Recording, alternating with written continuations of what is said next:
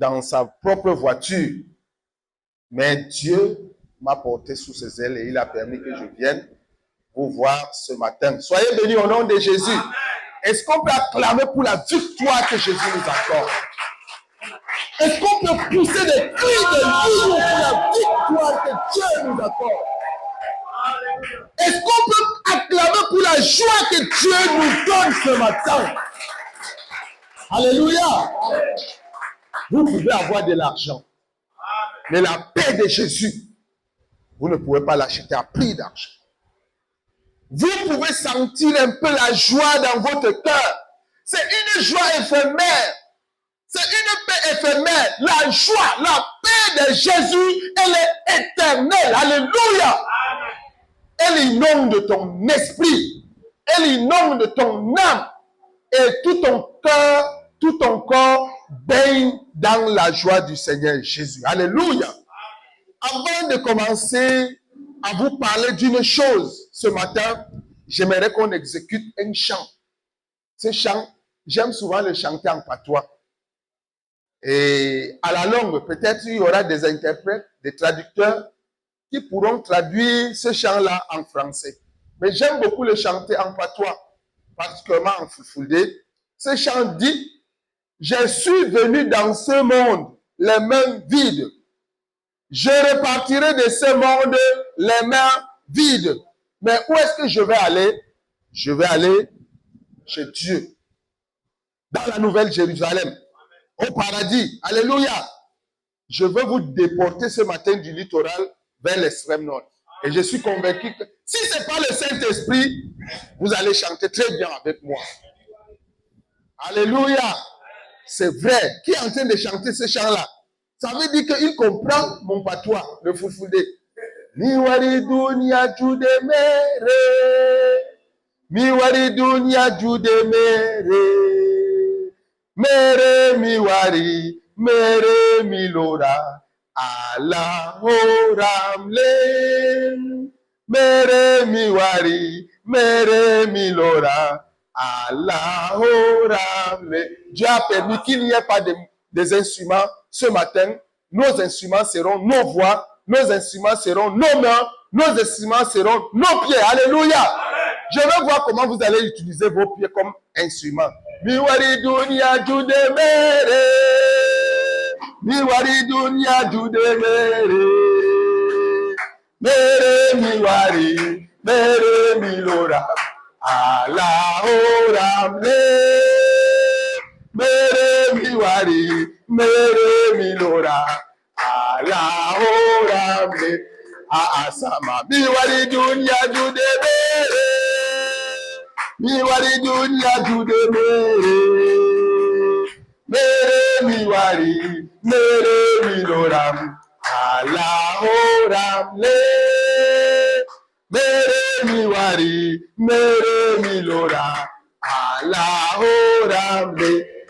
Asama miwari dunia jude mere. Miwari dunia jude mere. Mere miwari, mere milora. Allah oramle. Mere miwari, mere milora. Allah oramle. Asama miwari dunia jude mere. Miwari dunia jude mere. Mere miwari, mere milora. Allah oramle. Mere miwari, mere milora. Oram. Alléluia. Gloire à Dieu, on peut s'asseoir. J'ai voulu que nous exécutions ce chant pour que nous sachions qui nous sommes. Dieu a permis à ce qu'on vienne sur cette terre comme des étrangers. Mais sachons que un étranger, un jour, il va rentrer dans la maison éternelle. Je nous rappelle par ce chant que nous ne rentrerons pas avec nos voitures. Nous ne rentrerons pas avec notre batterie. On ne va pas rentrer avec notre femme. Nous ne rentrerons jamais avec notre enfant. Même notre vélo.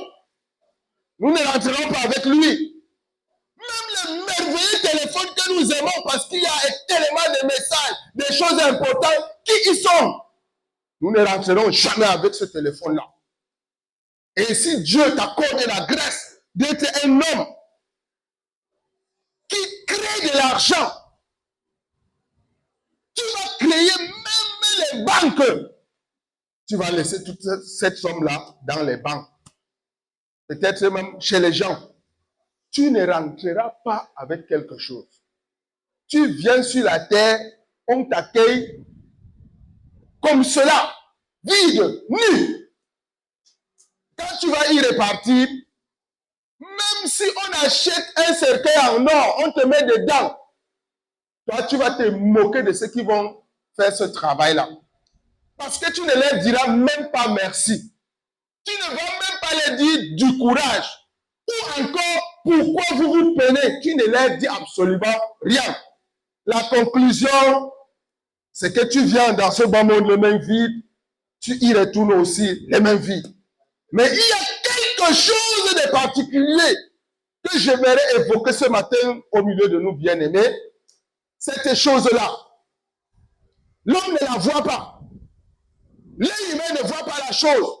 La chose avec laquelle tu vas repartir, c'est le Seigneur Jésus, le Christ crucifié, l'homme de Golgotha, le lion de la tribu de Juda.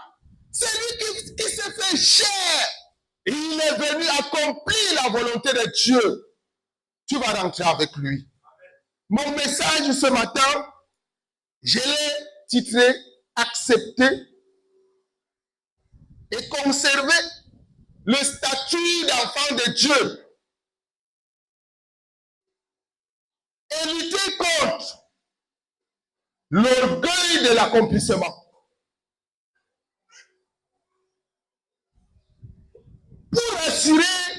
Pour se rassurer par la foi, son élection. Il est question pour nous, frères, dans la foi, d'accepter. Il est pour nous aussi de conserver un statut. Ce statut est celui d'enfant de Dieu. De naissance, vous êtes seulement une créature de Dieu. Mais si vous acceptez la personne de Jésus, vous devenez enfant de Dieu. Vous quittez, n'est-ce pas, de cette position de créature de Dieu, vous devenez un enfant de Dieu. Je nous demande, pour peut-être des personnes qui sont là une première fois, qui n'ont pas encore expérimenté cette chose-là, mon conseil ce matin, c'est de pouvoir accepter la personne de Jésus, et après quoi vous allez acquérir un statut. Ce statut est celui d'enfant de Dieu. Lorsque vous devenez enfant de Dieu, je vais m'adresser maintenant à ceux qui ont goûté le Seigneur Jésus. Ceux qui savent que Christ, c'est la vie. Christ, c'est l'espérance. Christ, c'est la résurrection. Christ, c'est la vie éternelle. À vous, qui avez déjà un statut, votre statut est celui d'enfant de Dieu. J'aimerais vous dire de pouvoir vous élever à un certain niveau, à une dimension, pour lutter contre l'orgueil de l'accomplissement. Plusieurs enfants de Dieu, plusieurs personnes qui sont devenues enfants de Dieu, quand ils regardent la grâce que Dieu a faite dans leur vie, au lieu de devenir encore plus humbles, ils se lèvent dans un certain orgueil et ils commencent à contempler ce que j'appelle l'orgueil de l'accomplissement. Si vous vous rappelez très bien de la rencontre que nous avons eue dernièrement ici, l'apôtre nous parlait de cette chose, d'un point. Et c'était comme un sujet de prière pour nous. Il fallait prier pour que Dieu nous aide à lutter contre l'orgueil de l'accomplissement. Les enfants de Dieu méconnaissent aujourd'hui leur état passé, la situation misérable dans laquelle ils étaient. Ils n'observent plus la grâce que Dieu a faite dans leur vie. Ils sont un peu comme ces deux hommes qui sont montés au temple pour prier. L'un de ceux-là parlait de ses exploits. Il parlait de ses accomplissements. Il n'est pas comme ce péché, ce mécréant, qui ne connaît pas Dieu, qui ne donne pas de l'aumône, qui ne fait pas ceci, il est plutôt celui qui jeûne, celui qui prie, celui, lorsqu'il prend, il contracte une dette, il rembourse très rapidement, il s'est tapé la poitrine. L'orgueil de l'accomplissement est en train de régner dans la vie des saints. Plusieurs enfants de Dieu ne réalisent pas l'amour de Jésus dans leur vie. Ils réalisent plutôt qu'ils ont fait des exploits. Ils sont quelque chose dans la maison de Dieu. D'autres même tiennent ce langage très faux au point où ils disent « sauver, c'est sauver ». Il dit « sauver, c'est sauver ».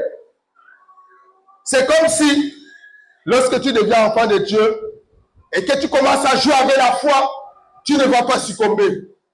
Tu seras sauvé seulement. J'ai dit non. Et il est dit dans la Bible que même les saints, s'ils jouent avec la foi, ils vont faire naufrage à leur foi. D'autres même vont passer comme une poule qui passe par le feu. Imaginez la poule qui passe par le feu pour aller au paradis. Il n'y a pas d'œuvre qui suive cette personne-là. Elles viennent au paradis comme il n'y a pas de plumes. Les plumes, ce sont nos œuvres. Je nous demande, frère, dans la foi, enfant de Dieu, à ne pas succomber dans l'orgueil de l'accomplissement. Ne prétendez pas être quelque chose dans la maison de Dieu. Dites-vous que je ne suis rien. Je suis un homme aussi humble. C'est par grâce que Dieu m'a coopté. Qui suis-je? Est-ce que je suis plus intelligent que ces hommes qui sont sages, qui sont au dehors, ce grand philosophe, ces littéraires, ces scientifiques, ceux qui calculent même la distance entre le ciel et la terre, la distance entre le soleil et la lune? Toi, tu calcules quelle distance? Ton calcul, c'est seulement la foi. Je t'exhorte donc à cela, à ce que tu sois sérieux dans le calcul de la foi. Quitte l'orgueil de l'accomplissement. Parce que si tu restes là, l'orgueil de l'accomplissement qui gagne plusieurs enfants de Dieu aujourd'hui crée beaucoup de problèmes dans l'église. On cause beaucoup de tort aux enfants de Dieu qui sont encore tout jeunes. C'est un scandale. Ne soyons pas un scandale dans la maison de Dieu. Soyons plutôt ceux-là qui doivent développer beaucoup plus de l'humilité. L'orgueil de l'accomplissement n'est pas une qualité d'enfant de Dieu. Ne prenez pas les choses saines, les choses que Dieu vous a données par pure grâce, et vous en faites un privilège de la chair pour vivre selon la chair. Vivez selon l'esprit. Parce que au niveau spirituel, on ne regarde pas aux choses physiques. On ne regarde pas aux choses matérielles. Tu auras bien fait sur la terre de bonnes choses. Tu auras montré aux yeux des autres que tu fais bien. Mais si c'est avec un esprit de suffisance, un esprit d'accomplissement, avec orgueil, tu n'auras pas part aux choses éternelles que nous allons vraiment vivre au dernier jour. Parce que Dieu nous dit, comme il nous a appelés dans sa maison, c'est pour nous conduire à la vie éternelle. Il y a une belle place qu'il a préparée. Jésus, en allant au ciel, nous l'a dit. Il est parti préparer les belles maisons. Même si tu habites maintenant dans un quartier difficile, ne te plains pas, ne t'inquiète pas. Sache que tu auras une belle maison au ciel. Il faut seulement être celui-là qui est humble. Celui qui se rabaisse à la voix de l'Esprit de Dieu. Je voudrais qu'on lise un passage qui doit nous aider, frère. C'est la personne de Jésus qui a essayé de montrer qu'il est humble. Il n'est pas resté sur son piédestal pour dire aux hommes que je suis Dieu, je suis fils de Dieu, j'ai accompli tel ou j'ai fait ceci.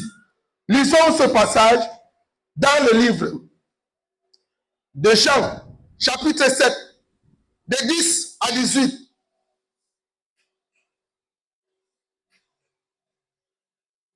Si vous avez trouvé ce passage, Jean 7, on va lire de 10 à 18.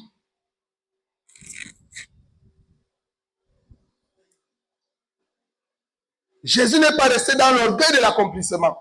Mais il va nous dire quelque chose ici. Qu'il est venu plutôt, c'est pour faire la volonté de Dieu, la volonté de son Père. Si vous êtes à ce niveau, lisez ce passage.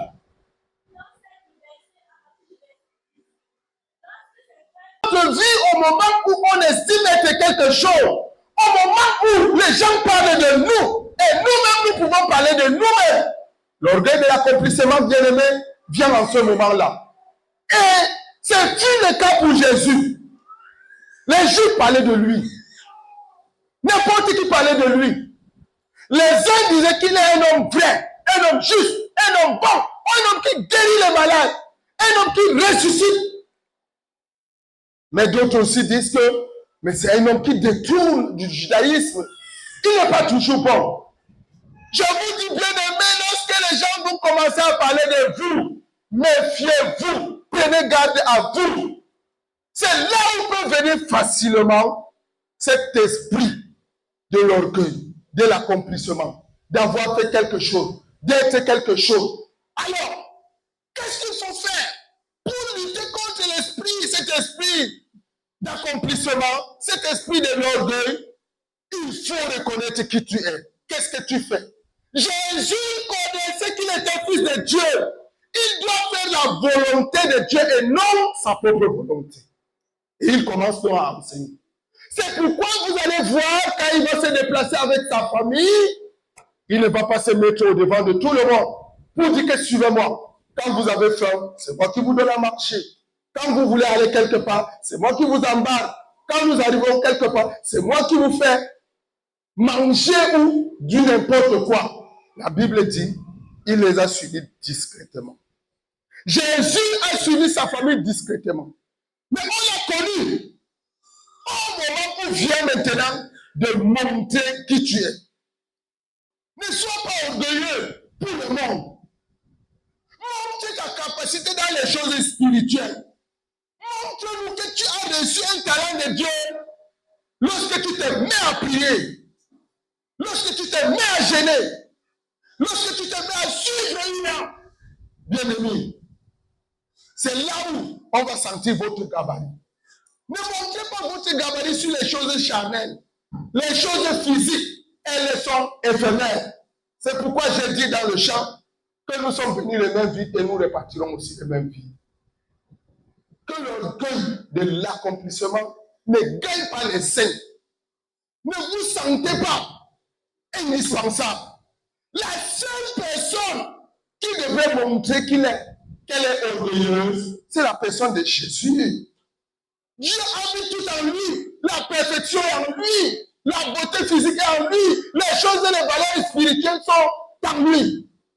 Mais il n'a pas regardé cela comme un avantage pour s'égaler à Dieu. C'est le diable seul qui est tombé dans cette erreur-là. Il est tombé dans l'orgueil de l'accomplissement. Parce qu'il voyait comment est-ce que les anges aussi l'adoraient. Il était vénéré. Il était parmi les archanges. C'est l'ange des lumières, la Bible dit. Mais l'orgueil l'a gagné et à partir de là, il a connu une chute la plus drastique, la plus vertigineuse. Ne cherche pas toi aussi à décroître dans ta foi. Prépare-toi comme la personne de Jésus pour être celui-là qui ne fera pas sa volonté, qui ne va pas obéir à la chair, mais il va plutôt faire la volonté de Dieu. Jésus le dit. Je suis venu pour faire la volonté d'un maître, pas la mienne. Toi aussi, dans la maison de Dieu. Recherche dans ta manière de faire. Est-ce que c'est la volonté de Dieu que tu es en train de faire ou bien tu es encore dans l'axe où tu dois montrer plutôt que tu es grand, tu es orgueilleux, tu as accompli tel aide, tu as fait ceci. Aujourd'hui, les hommes dans la chair veulent plutôt parler de leurs exploits physiques, les exploits matériels. Je voudrais, frère, que ce matin, que tu adoptes une autre posture.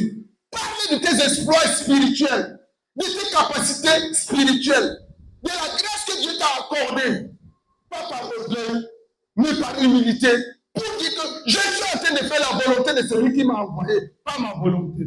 Jésus le dit quelque part dans Job, le chapitre 23, je veux qu'on le lise, et c'est le verset. Job 23, 12.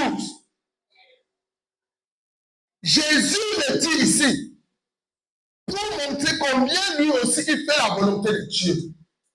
Est-ce que tu es en train de faire la volonté de Dieu ou bien tu es encore dans ton orgueil d'accomplissement?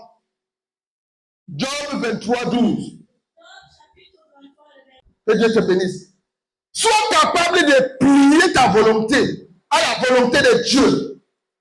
C'est ce que Dieu nous recommande dans sa maison. Fuyons vraiment ce péché. Ce péché de l'orgueil de l'accomplissement. Surtout les frères qui prennent un peu de l'âge. Surtout ceux-là à qui Dieu a donné une certaine sagesse, une intelligence pour exploser dans le monde, dans les affaires. L'orgueil de l'accomplissement les gagne facilement. Il est rare pour eux qu'ils se mettent aussi à prier Dieu, à gêner comme il se doit. Parce qu'il a la nourriture, il a tout ce qu'il a besoin. Est-ce qu'il doit encore gêner? Il ne gêne pas. Et quelquefois, même devant Dieu, Dieu nous a créés pour le louer. Au lieu de te présenter devant Dieu pour le louer, avec orgueil d'accomplissement, moi, si je commence à pleurer devant Dieu, les autres, ils vont faire comment? Si le Saint-Esprit te dit de pleurer, si le Saint-Esprit te pousse à te mettre à genoux, mets-toi à genoux, même avec ta veste. Si le Saint-Esprit te demande de te coucher à plat pour l'adorer, adore-le. Ne reste pas dans cette dimension où tu sens que vraiment, si tu fais quelque chose là, on va parler de toi. On parle de toi. Je vous dis. En voulant servir le Dieu, on va parler de lui. Que ce soit bien ou en mal. Ce fut le cas pour Jésus-Christ. On a parlé de lui. Bien-aimés dans le Seigneur, je vous encourage à pencher à la pratique de la volonté de Dieu et non à rester à demeurer dans votre posture où vous allez seulement compter sur vous-même, sur vos exploits, sur vos capacités. Très facilement, vous allez planter d'un côté. Vous allez commencer à accomplir la volonté de votre chair. Et c'est ce que l'apôtre a essayé de nous démontrer la fois dernière dans nos prières, qu'il faut lutter contre l'orgueil de l'accomplissement.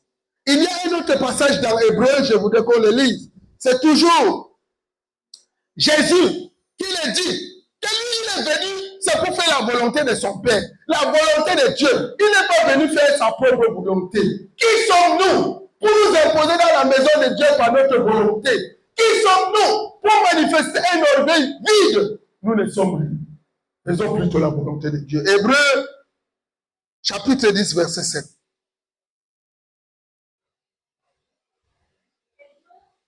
Je viens pour faire, oh Dieu, ta volonté. Nous venons sur la terre, c'est pour faire la volonté de Dieu. Comme notre aîné, notre exemple, le modèle, Jésus aussi l'a fait. Et il a sorti le rouleau, il a lu. L'Écriture parlait de lui. Et il dit que c'est moi. Il est question de moi. Et je suis venu, ce n'est pas pour faire ma propre volonté. C'est pour faire la volonté de celui qui m'a envoyé. Toi, tu es dans l'église. Ce n'est pas pour imposer ta volonté. Ce n'est pas pour démontrer un orgueil vide. Tu es dans l'église, c'est pour faire la volonté de Dieu. Commence donc à faire cette volonté-là. Pas par ta force, mais par la force que Dieu mettra en toi. C'est pourquoi, je le dis ici, il faut accepter et lutter contre l'orgueil de l'accomplissement et se rassurer par la foi que nous sommes élus de Dieu. Tu es un élu de Dieu. Être élu de Dieu ne veut pas dire que tu dois montrer que tu es orgueilleux. Un élu de Dieu, c'est celui qui exprime la foi, c'est celui qui vit la foi, c'est celui qui démontre ses actions qui sont teintées de foi. Lisons le texte de Matthieu pour sortir par là, le chapitre 5, le verset 34.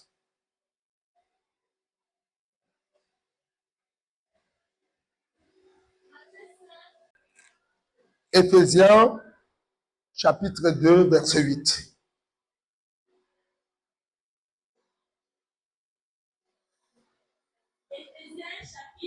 le verset 8. Car c'est par la grâce que vous êtes sauvés, par le moyen de la foi. Et cela ne vient pas de vous, c'est le don de Dieu. Amen. Suivez très bien. Ce n'est pas par une qualité quelconque. C'est une grâce particulière que vous soyez dans la maison de Dieu. C'est une grâce particulière que vous soyez un vase d'honneur. C'est une grâce particulière que Dieu mette des dons en vous pour que vous explosiez, vous faites des choses miraculeuses, vous guérissez les malades. Vous faites comme Moïse. Vous prenez tout un peuple. Vous les sortez de l'esclavage et vous allez pour la terre promise. C'est une grâce. Et je nous dis à nous aussi, c'est une grâce que personne ne se tape la poitrine.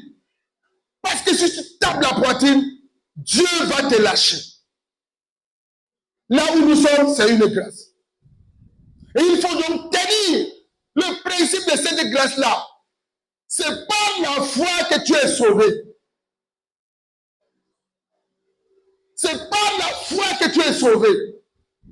Il est vrai que la Bible dit que la foi sans les œuvres est morte. Mais regarde à la foi. Ne regarde pas tes œuvres. C'est Dieu qui te donne la capacité d'opérer. Ne te laisse pas envahir donc par l'esprit de l'orgueil, de l'accomplissement, l'esprit de suffisance. Et ne sois pas un obstacle dans la cohésion spirituelle, dans la famille. Ne sois pas un obstacle dans l'église pour dire que sans moi, les choses ne marcheront pas. Ne le dis jamais.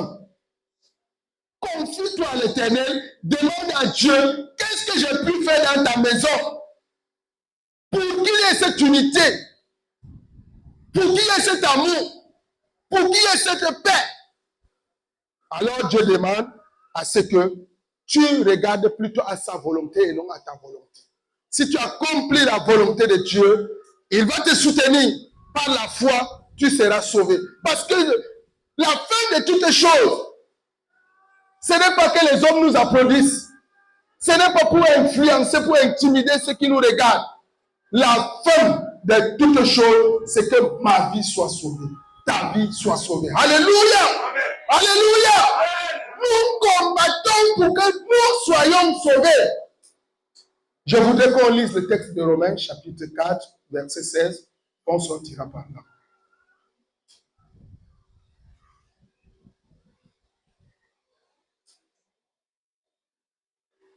Romains 4, 16.